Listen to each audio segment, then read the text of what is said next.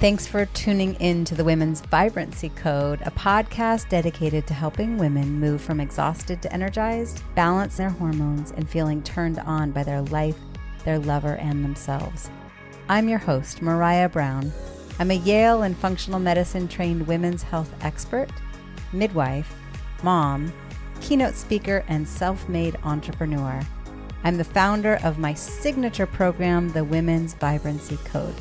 So sit back, relax, and let's chat about your energy, hormones, libido, and embracing your feminine power. Oh, and you might want to have pen and paper to take some notes on some of these episodes.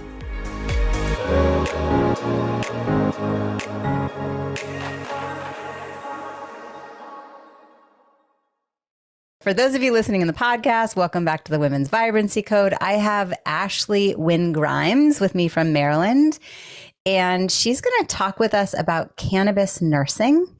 I have a lot of questions about the endocannabinoid system as someone, when my passion is helping women feel spectacular, right? We want to feel good. We want to feel happy. We want to feel energetic. We want our hormones to be solid. And the endocannabinoid system is something that's a really important one for you to learn about. Specifically today, we're talking about cannabis. I took my CBD drops. I'll do some more right now. This is actually THC free, but it's an everyday thing for me. And man, what a difference it's felt. And I'm looking forward to learn. So let me tell you a little bit about Ashley, and then we'll get into the nitty gritty. Yeah. You good, Ashley? Yeah, I'm good. I'm here All right. Ashley is a Baltimore, Maryland native, Black female entrepreneur, and a registered nurse for more than 12 years. Ashley Wynn-Grimes, BSN RN, is the founder of Cannabis Nursing Solutions, LLC, author of Stigmatized, a book which you're going to learn more about, and the children's book, Asa's Medicine. Is it Asa? It's Asa. Asa's Medicine. Ashley's work is dedicated to empowering patients and nursing professionals to make informed wellness choices with impactful educational medical programs that also serve to promote diverse representation and increase resiliency in those she serves. During her impressive career, Ashley has worked in various healthcare settings, including telemetry nursing, quality improvement, and professional development. She's responsible for trailblazing non-traditional cannabis patient care programs in Maryland that offer standardized approaches in dispensing cannabis for nursing professionals and children in school settings. I've got lots of questions about that one. Ashley holds a bachelor's degree in nursing and a master's degree in nurse education from Townsend University in 2021, and she was chosen for Baltimore Business Journal Leaders in Healthcare. Ashley also has a certification in professional development and is a certified Lean Six Sigma Black Belt. Okay, what's Lean Six Sigma Black Belt? It's a project management certification. So a long time ago in Japan, when they would put cars on the assembly line for Toyota, they came up with the fastest, more efficient productivity using this Lean Six Sigma process. And so they tried to replicate this in various industries, and it works in most industries. More recently, healthcare actually decided to take on that approach within our healthcare setting. So you hear things like value-based care, outcomes-driven care. And so they try to use some of the same ideologies from Lean Six Sigma and apply them to the healthcare setting to make the most fast and efficient healthcare system that we could possibly have to reduce costs. I'll tell you, yesterday I was on my high horse. I had two people have conversations with me that both, in my mind, were just kind of medical wrecks and had been mistreated by the medical system. It's like they had all the tests and all the MRIs and the CT scans and the Band-Aid care, the like cookie cutter approach, and they were still feeling like crap. And both of everywhere they went, there was like, well, the providers told me that there's nothing wrong, but I don't feel normal. And I'm going, man, did they do this? Did they do this? I'm going, there's so much that is not working in our current kind of allopathic healthcare system. Yeah. And so I'm really excited to educate the community about the endocannabinoid system in cannabis. So first, I've already mentioned endocannabinoid system a number of times. There's probably a number of people going, I don't know what that is. So can we just start out with what is the endocannabinoid system? Yeah, but first I want to back up. So I don't know if you heard the sarcasm in the way I described the Lean Six Sigma black belt. Okay. I'm not sure if the world picked up on it. And so while that's an ideology that works, I think you hit the nail on the head. Like, the widget isn't a car in the situation. The widget is the patient. And so in a lot of ways, it just doesn't work. But as far as the endocannabinoid system, it is the largest neuroreceptor system in our body. It literally receives what we call cannabinoids. Our body makes 2 cannabinoids of its own, but the cannabis plant also has over 100 cannabinoids that can, when we ingest it, binds to that endocannabinoid system. The most popular cannabinoids that people are most likely familiar with, CBD, you mentioned that, and then THC is the one that everybody's scared of. And essentially the sole purpose of the system, and it's more complicated than the way I'm explaining it. There are enzymes and other molecules that are involved with it, but essentially it all works together to create balance, or what we call homeostasis. And I guess in functional medicine, I'm sure your audience has heard a lot about achieving homeostasis. So when you have brought up, what are all the things we could be using? Exercise is legit. Like, it sounded like a joke, but that is something that helps support the endocannabinoid system. Yeah. And so we've got CBD, THC, CBG is another one that I think many people have heard of, but there's many others. And then I also, what is the when you can smell the different, what is it? Terpenes. The terpenes. Yeah. Yeah. So that's another genetic component of the plant that's also found in lemon and lavender and, all those things that make us feel good. Pepper is another example. And so those also play a role in helping to support health and wellness. So, the aromatherapy that is more acceptable for people, a lot of those fruity smelling scents like lemon and citrus and all those, they have a terpene called limonene in it. And the plant cannabis, the plant also has the same terpene, limonene, and has very congruent effects in the body. And for those that are listening and they're like, isn't that a drug? How do we distinguish between, like, for instance, the CBD that I'm consuming comes from hemp and it's THC free? And then there's THC, there's CBG. Can you just speak to, is it a drug? Is it not a drug? What are some of the reasons why someone might consider adding one or the other, or a mixture? Well, yeah, it is considered a drug. So are your opioids that are prescribed for pain meds. So is heroin. That's not prescribable and very addictive. Anything that alters your current state is what we consider to be a drug. The thing of it is, like, my stance isn't that cannabis is the cure-all for anybody. It's let's weigh out the risks and the benefits. Let's consider your current situation and treat accordingly. And so you wouldn't give every patient Dilaudid, right? You wouldn't give every patient Neurontin. You would look at the symptoms, come up with a diagnosis, and then determine what's the best treatment of care. And so essentially, from a medical point of view, because there's a whole nother area when we're talking about more the recreational side of things, but from a medical point of view, using all of the evidence that you have, using your assessment skills to determine what works best for a patient or for yourself, because we do have some authority and autonomy over our own bodies to assess what our current situation is and then make decisions based on that. Cannabis could be an option for you if you have access to it. And I'm like, I have so many questions, but I feel like I got to back up. Can you just tell us a little bit about your background, your story? I'm sure there's a story here behind, to go from nursing to being, so passionate to advocate for both adults and children to have access to medical cannabis for their health journey. Tell the story, please. Yes, you got it. So I've actually been a nurse for 14 years. I haven't updated my bio, but so I started traditional medicine, like working in a hospital, handing out medicine like anybody else, stethoscope, scrubs, all the whole nine. For me, it was about like, I was always trying to reach the next goal, trying to do the next thing, like how do I climb the career ladder? What do I do next? Right. And so I ended up getting my master's degree in nursing education.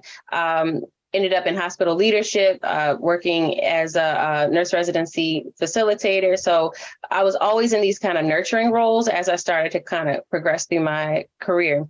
And eventually I ended up in corporate with that performance improvement, quality role. And so that's when I kind of started to deconstruct the healthcare system quite a bit and started to recognize all the flaws.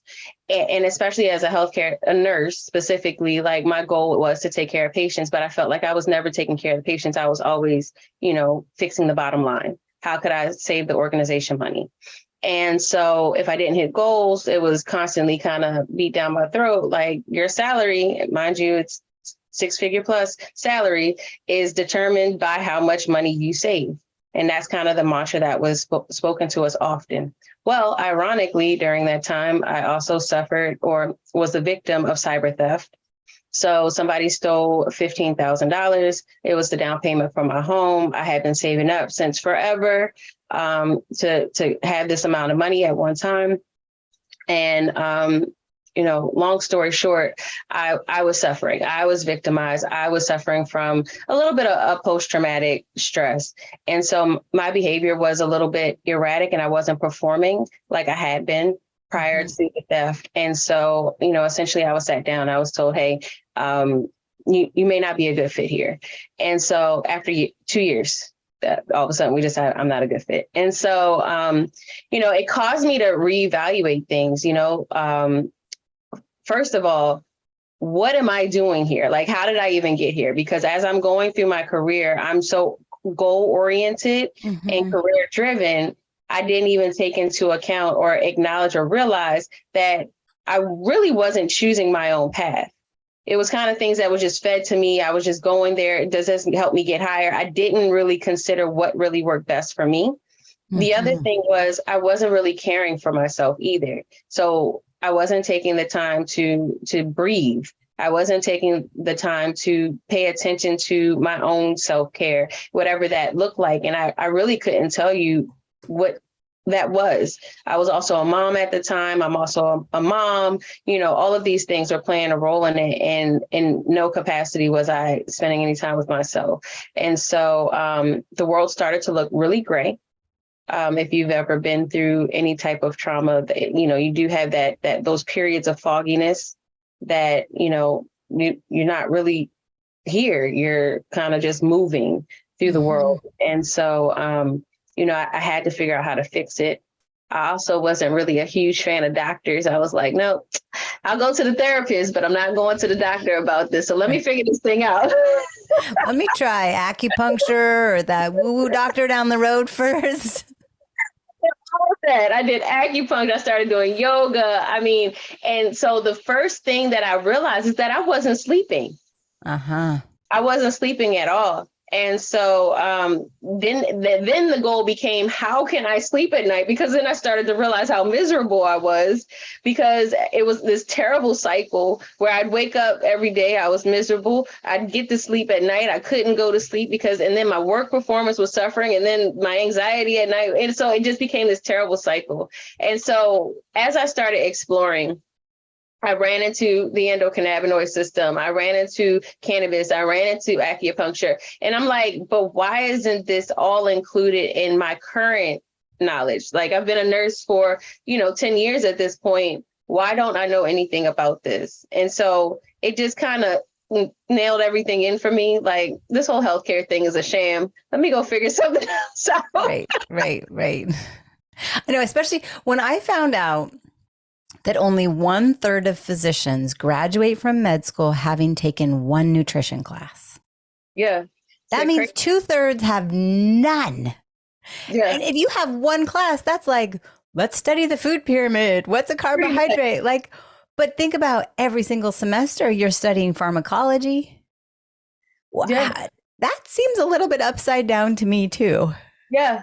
Yeah. And it's sad because a lot of the diseases that we treat could be prevented with a simple diet change early, not while you're in the disease process, but if you have made these changes prior to the disease presenting itself, Yeah. most likely you wouldn't be sitting there needing some of the pharmaceuticals that you need in that moment. Oh, girl, you're speaking my language. I often say, I'm not sitting here going, it feels so good that I'm not getting a cavity right now. And I Right. still keep brushing my teeth. Right. So I'm hearing that you weren't choosing your own path. You weren't caring for yourself. Mm-hmm. So you went on a journey, realized, wow, I'm not sleeping. I'm so glad you mentioned that because I just finished a 3-part series. For those of you listening to the podcast, go back, listen. The sleep series, there was 3 episodes. They're good. Yeah. And then like, okay, I'm going to find other routes, i.e., what can I do from a prevention standpoint? Because how cool that we never get to know the things that we prevent, but we're still going to celebrate it. Yeah. And so you found cannabis. Mm-hmm. And then what? And then I said, okay, well, I'm not really in a state to like do a business or anything. I just wanted to tell other people about cannabis. Like I wanted everybody else to know about it and do it. So I did all this research and I started dealing with family and friends and like consulting with them and helping them choose the best plant for them. And like eventually I started kind of creating templates to kind of go off of to kind of, create a process for myself. I had already been trained in that way. So I was recreating that. And eventually I was like, well, let me take these templates and create a course. And so that's what I did. I said, okay, maybe they don't know about it, but if I tell everybody and they go off and do what I created here, then it'll definitely change the world. I really won't have to do anything. I'll just have to tell them and just kind of sit in the corner by myself. Right? And so in this course, is it like, here's the benefits of smoking versus eating. Here's the benefits of doing just CBD or just CBG. I mean, are you covering that kind of stuff? Yeah. So it's very much, it's very, very consolidated and focused on implementation. So we talk about the endocannabinoid system, but mostly, and especially from a nursing point of view, how can you, ask appropriate questions, do a thorough assessment in relation to it? How can you embed cannabis into what we already do as a healthcare provider? Okay. And essentially, you walk down the cannabinoid considerations. So what cannabinoids might work best for specific symptoms? We talk about terpene considerations, what terpenes might work best for symptom management. And then we'll go through methods of consumption and, and duration time and all that kind of stuff to consider for a patient and helping them walk through what that journey looks like, because that's also a journey and a patient-driven medication. So the course is for healthcare professionals that are then helping to get access to their patients and help their patients navigate. And then what about the legal piece? So some states it's legal, some states you can go to dispensaries, some states you can't. How do you navigate that? If you have a course, I'm guessing it's for anybody around the world. Yeah, I mean, pretty much anybody can use it. And so at the end of the day, here's the secret. People are using it regardless of if it's legal or not. Really? But,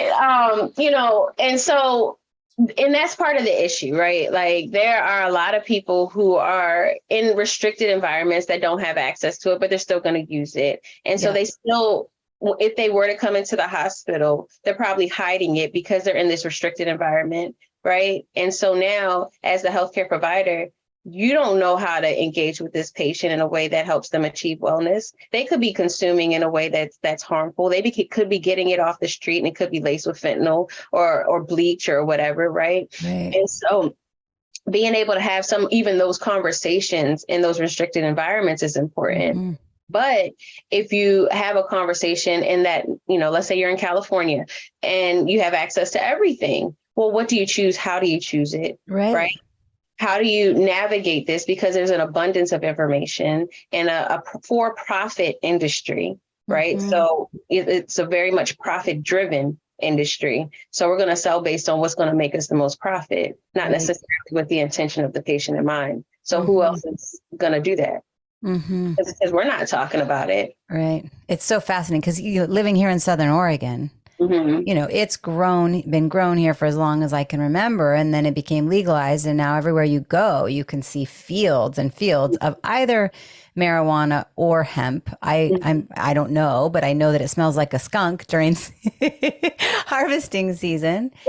And it definitely changed the whole industry for friends of mine that were trimmers or friends that had been selling for a long time, and now it's legalized. It's changed the pricing structure. It's changed people's economy. It's changed farming. It's changed how they're growing it. I'm wondering if you'd be open to just like, okay, for example, for me, if I try to use edibles, I'm comatose. Like I'm done. I honestly, it is not a fun experience for me. I feel like I can't move. Whereas if I smoke or vape, it's a totally different experience. I have energy. It makes me happy. If I've had a really long day, it gets me playful. It gets me in my body. I'm ready to go exercise. Yeah. Why is it so different? Well, it's the way that it's absorbed. So the duration time is also longer with the edible experience. It also appears to be more potent in the body if you eat it. When you smoke it, you have that shorter duration. Oh, the other problem with edibles is that we overconsume it. So, and I was just talking to somebody about this, but they make one gummy with like 30, 40 milligrams of THC in it. That's way too much for most people, especially if you're consuming it for medical purposes. Like literally 2 milligrams, 5 milligrams of THC in an edible is good, which means you would cut a 40 milligram gummy up into 8 pieces. Right. And people don't know. So they're just going and buying. So it sounds like you're helping to educate healthcare professionals that when they create a safe environment for patients to be honest with what they're doing at home, then the healthcare providers can give some honest feedback. But then as a healthcare provider, isn't there federal law that as a nurse practitioner, I go, oh, that's one of those conversations I'm not going to touch? Yeah. It's not illegal for you to educate. In fact, we have a scope of practice that actually supports it. The National Council for State Boards of Nursing have guidelines that literally talk about our scope of practice and the functionality of our role. So, are we telling people to go to the dispensary today? No, we're assessing our patient. We're asking and interviewing our patient to see where they are today currently and how can I provide the best evidence-based information to help them achieve their version of wellness in that moment. And so for the person who's exploring and maybe they want to start with just CBD or just CBG, can you help us understand the difference? So generally my school of thought is that they work really well together. CBD, and the other thing with CBD and CBG, you don't have as much of that psychoactive effect, which is why people are not as scared of it. But at the same time, I think secretly most people are looking for that. You see what I'm saying? Like, because a lot of patients will say, oh, it's not working for me. Oh, I'm not getting the results. Well, what are the results that you are actually looking for? Because it's more of a progressive experience. So, for example, if you're suffering from like chronic pain and you're leveraging CBD in your regimen, we're going to use as low a dose as possible. You probably won't feel like sleepy or you won't feel the effects. But over time, you'll start to notice that your pain is decreasing. And so it's really important to be in tune with that experience, be in tune with your body to recognize the progressiveness of the reduction of pain in the body, as opposed to expecting the pain to just disappear. And that's what a lot of people are kind of seeking when they want some of those isolated compounds. The other thing is CBD and THC work really well together. They're very synergistic. So even in an ideal situation, if I could talk to every patient, if you're going to use it, finding a balance in the amount of CBD to THC to give you, the results that you're looking for, in my opinion, has given the best results. Right. And that's only going to come from cannabis. You're not going to find that from hemp. Yeah. Yeah. So I'm wondering if you can just talk a little bit about, so you weren't sleeping well and you found cannabis.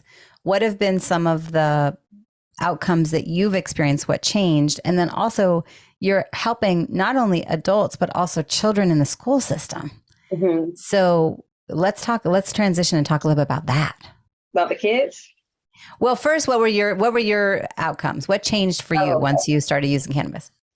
So for me, it was a combination of just kind of literally just changing my life. Like literally, the person that existed 4 or 5 years ago is no longer that person. So part of that experience is, using my voice, exercising, meditating, being present, also finding things that make me feel good. So I've taken up like a ton of dance classes. I do improv, like trying to find, I guess, the spice of life in my day-to-day life is pretty much kind of where I settle. And what that looks like day to day, I determine based on how I'm feeling.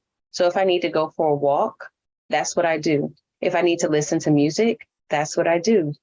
If I need to consume an edible or whatever, that's what I do. And and so I love the femininity of that and the flow, but you're also running a business. Yeah, absolutely. So when do you get business done? Oh, I have very pocketed times. I am very, very, I've created this business in a way. I mean, it's all about being in alignment for me. Yeah. And so I've created this business to be on my terms, right? I host a community. It's called the Highline Tribe. I have a mentorship group, and I literally spend my Monday doing that. I create content for them. I nurture them. I communicate with them daily, but during very specific times of the day, right? Even like social media content creation. If I don't feel like doing it, I'm not doing it. Like, and that's just where I sit. That's just where I live in this moment, because I'm not really in a place to be okay with creating structure that I can't recreate. I can't break down in a given moment. And I think that's the thing that I was missing from my life. I had so much rigidity. And now I'm in a place where I am kind of resisting that rigidity in its entirety. And at some point, I may need to reconstruct and find a little bit of balance in how I move through that. But, I've never experienced this before. So this is how I'm going to move.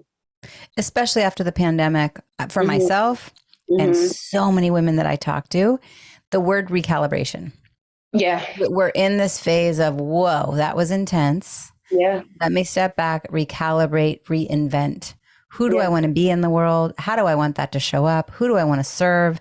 How do I want to serve them? What do I want my days to look like? What do I not want them to look like? Because that was intense. And let's hope we're on the other side of it. And now who do I want to be? Yeah. Are you sleeping now? I am. I sleep very well now. I do have moments where I recognize that I'll fall into like old patterns. And so I have to step back and reassess and, reset things a bit for myself. I'm still very action oriented and very goal driven. So if I find myself in flow, it may not stop. But being able to say, okay, this is when we're stopping here, Ash. We're not spending 12 hours doing this kind of thing. When I wrote the book Stigmatized, like they were looking for me. They were like, where are you, Mom? You coming out of there? Because like once I get moving, and I'm a Pisces, we talked about it. I'm a Pisces. Like once I get moving and I feel that flow, like I love it there. It feels so good there. And so go ahead. Yeah, well, I want to hear about the book, but okay, you mentioned your kids and you're helping. Is it school nurses advocate for children in the school system to access cannabis? Okay, tell me a little bit more about this, because I'm a little bit in a jaw-dropping space. Yeah.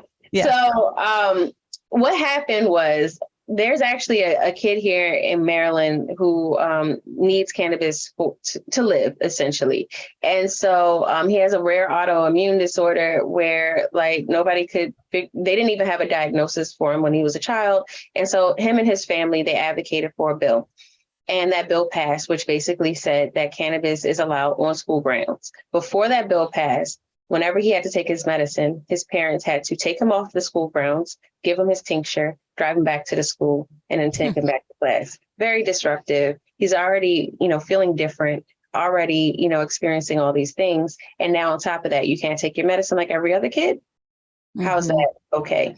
And so once that bill passed, then I was asked to be on the guidelines committee to help develop guidelines to implement that bill into practice for our school systems. And so essentially, work group style, we pulled together a set of guidelines that I think are very well written, but very constructual.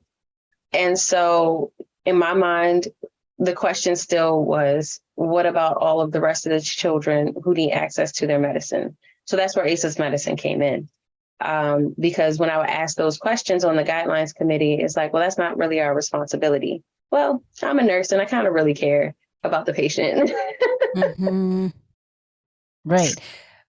And of course I go, well, wait a minute. I don't want my kid to be able to just walk on campus and go buy some recreational cannabis at school just because it's now legal to have on campus. Mm-hmm. So I'm assuming that just like if someone has epilepsy or diabetes, I mean, they have to have their medicine accessible when they're at school.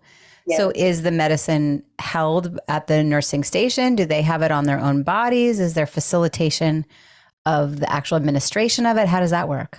Yeah, so they have the health suite has it in a locked container. So whoever is responsible, and they call it a designated provider. It doesn't necessarily have to be the nurse. They can to access it for the child when they come and take their medicine. Okay. They also have to have other paperwork that says that, this was prescribed. They have to say what it is that they have. It has to come in edible form. It's not or non-smokable form. So like this image of like our kids just kind of lighting up joints in the hallway, like that's not what that's not what we created here. So did everybody hear that? We're not trying to have everybody out on the commons with a joint. But it does cause this, it does beg the question, like to reevaluate these drug-free school zones. You see what I'm saying?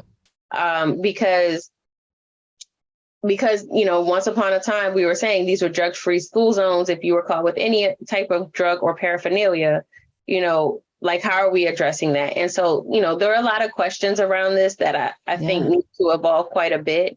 But right now, as it is, at least in Maryland, if you are a child who may have epilepsy, you can feel safe enough to know that if you were to have an episode, that your school nurse would be able to administer it. And you don't have to worry about calling the parents and saying, hey, your kid's having epilepsy right now. What you got for them, Right.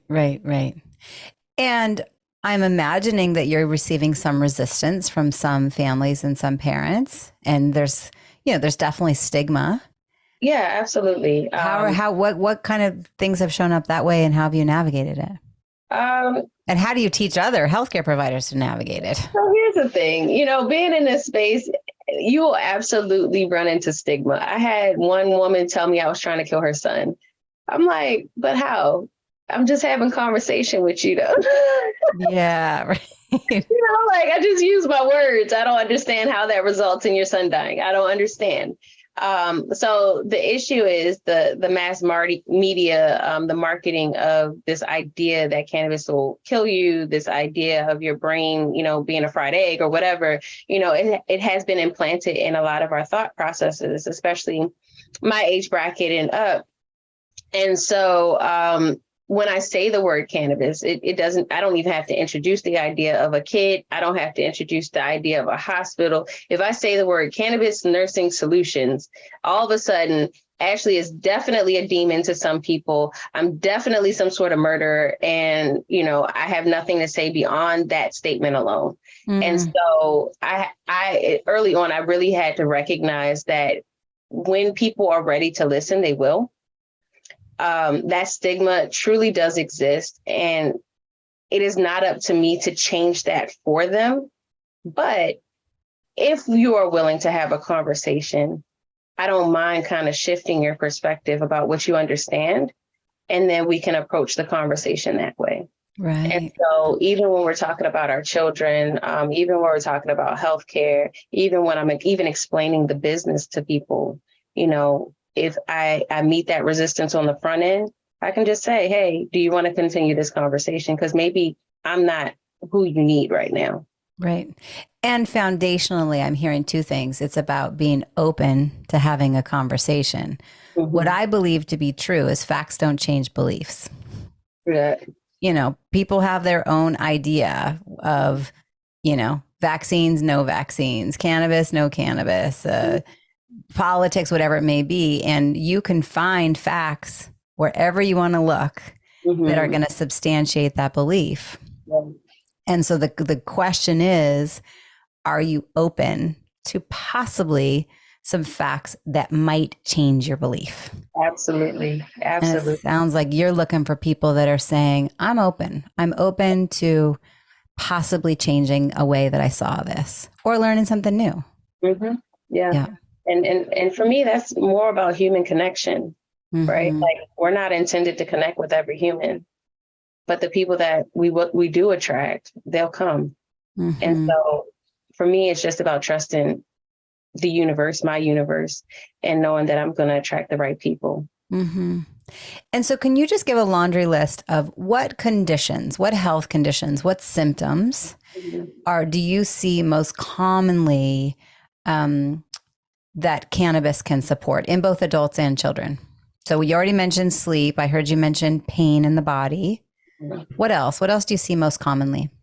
So the most common actually is pain. And so most chronic diseases do result in pain. So, I mean, you're pretty much covering a wide range of disease processes.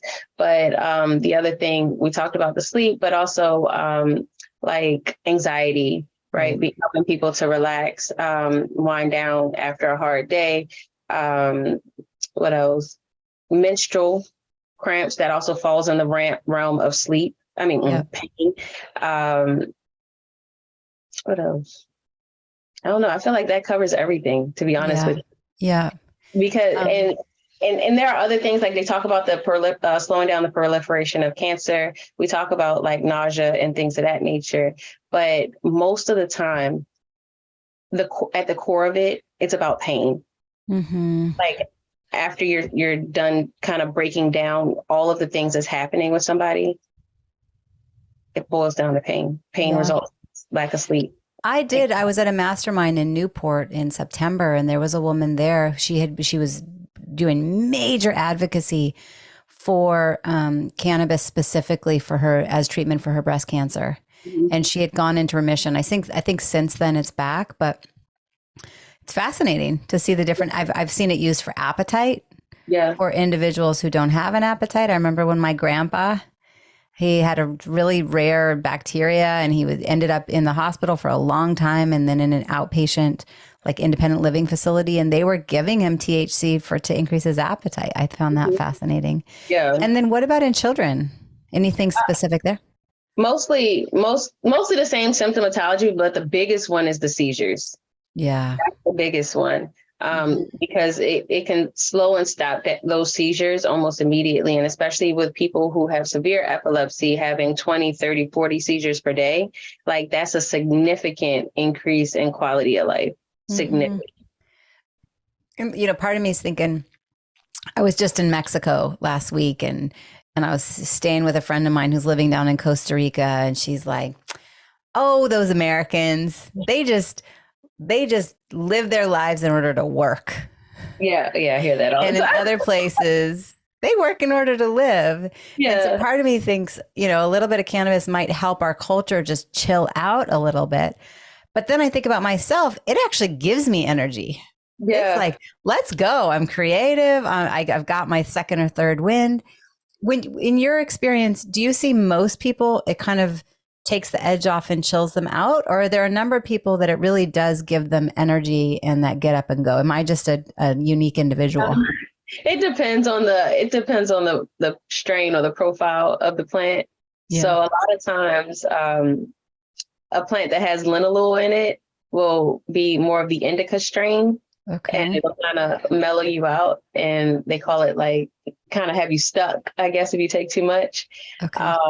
And a lot of times the strains that have either myrcene or limonene in it usually fall in either the hybrid to sativa range. And so those are the ones that kind of increase energy. Okay. But being careful, because if you suffer from anxiety, sometimes it can agitate the anxiety. Oh, fascinating. Mm-hmm. I obviously haven't used it enough. I don't even know which one I've used. I can't believe I'm even talking about this. Mom, if you're watching. Whatever, my mom. Okay, let's talk about the book, Stigmatized. Is that what it's called? Mm-hmm. Yes. Actually, 2 books. So can you talk about both of them? Yeah, so ACEs medicine I kind of touched on already. So it's about a little boy. He is taking his medicine. He moved to Maryland to take his medicine. And essentially a kid in class kind of makes fun of him because you know how children are like, I'm taking my medicine. And he's like, I'm taking my cannabis. And the other kid is like, what? Like, that's a bad drug. It's a gateway drug. And so the story ends up with the school nurse. Her name's Ashley, coming to advocate for the little boy named Asa and teach the class and teach the teacher about cannabis and recognizing that, you know, anybody can be sick and everybody needs medicine to help support them. And so that book is intended for what age range?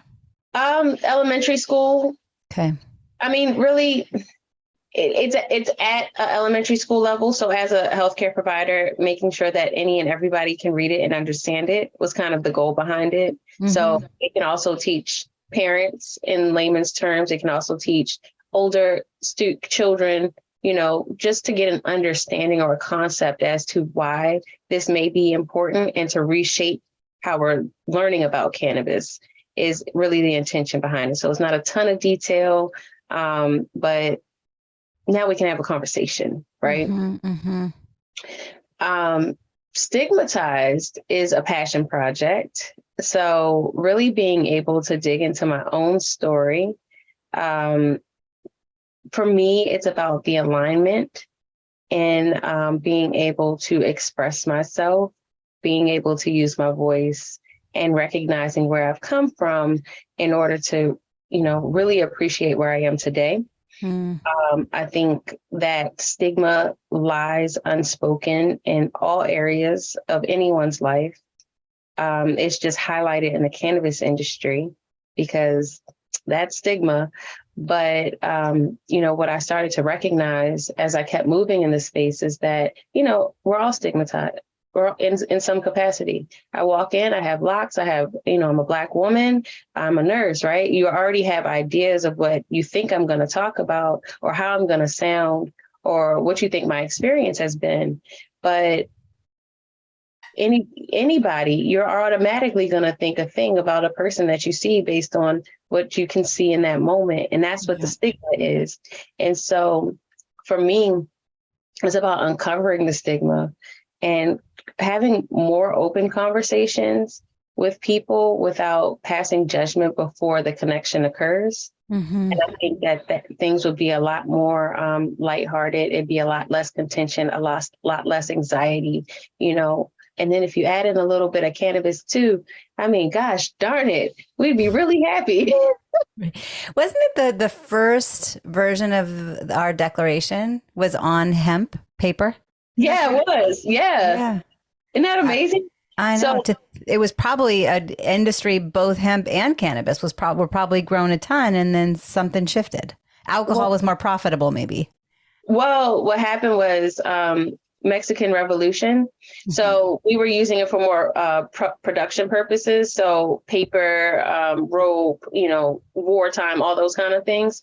And so, you know, us Americans, we think we're better than everybody else. So we were like, we're using it the right way here.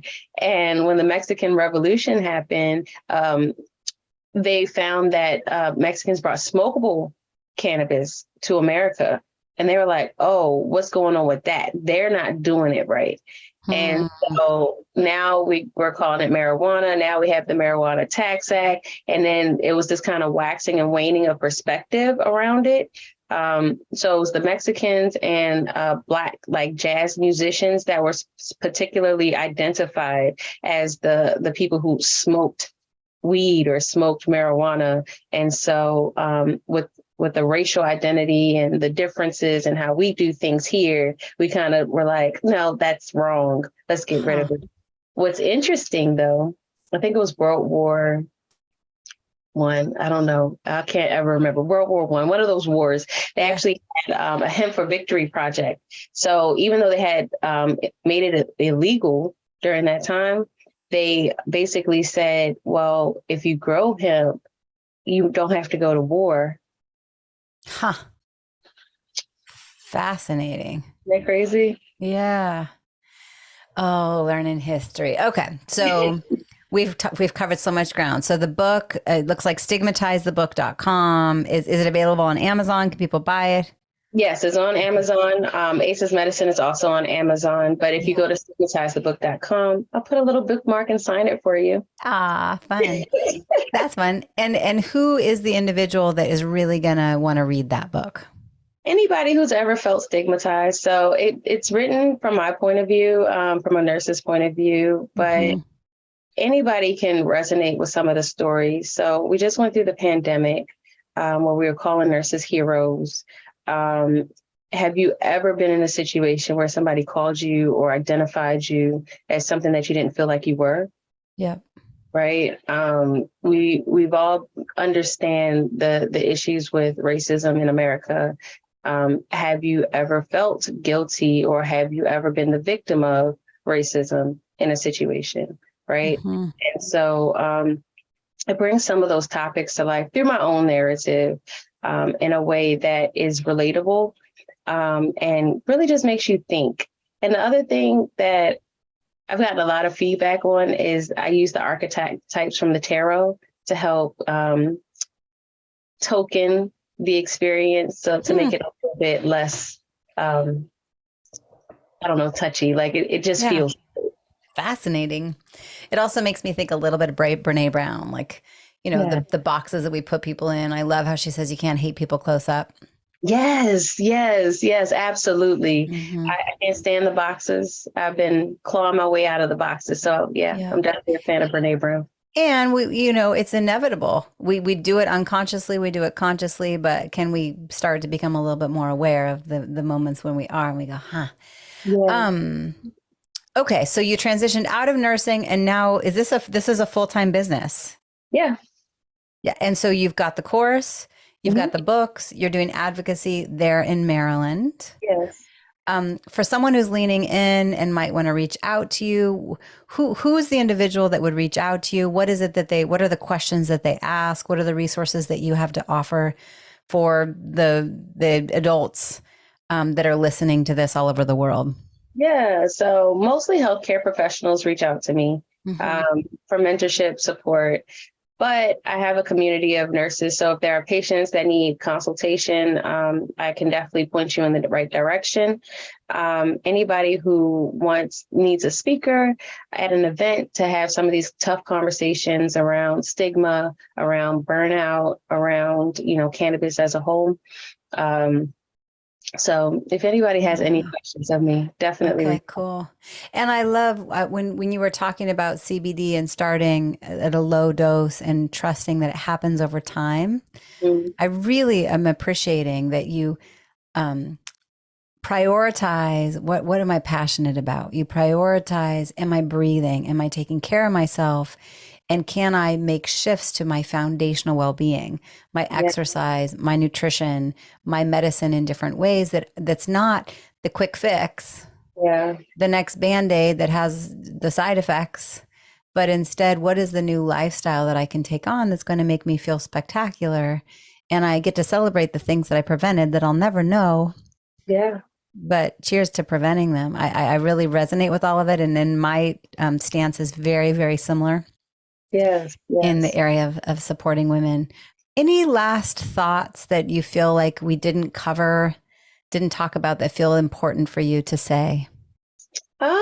No, you know what? I think we talked about a lot. Mhm. Specifically for your audience, if I had to just say one takeaway, really just figure out how you can be the most authentic version of you.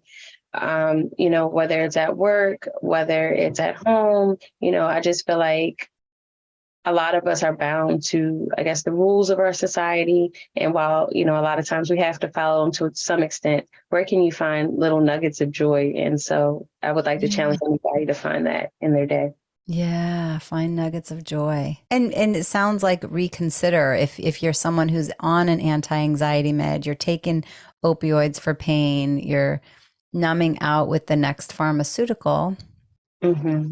to remember that there are lots of other options, Yeah, definitely. including your nutrition and your sleep and your exercise and your breathing, and for some cannabis, for some maybe starting with just CBD. Yeah, Yeah. All right. Thank you. This has been thought provoking, and definitely I'm learning some new things and I love it. showed up. It's saying some stuff that I didn't expect I would say out loud, but I tend to have a knack for that. I'm like, why not? What do we have to lose? This is the world that we live in, and why not show ourselves and show ourselves the real version?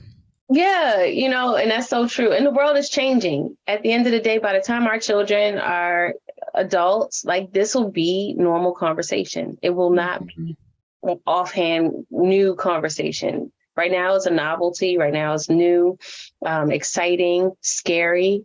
Hopefully, with everything that's happening with the evolution of our law and policy, the kids will. Right.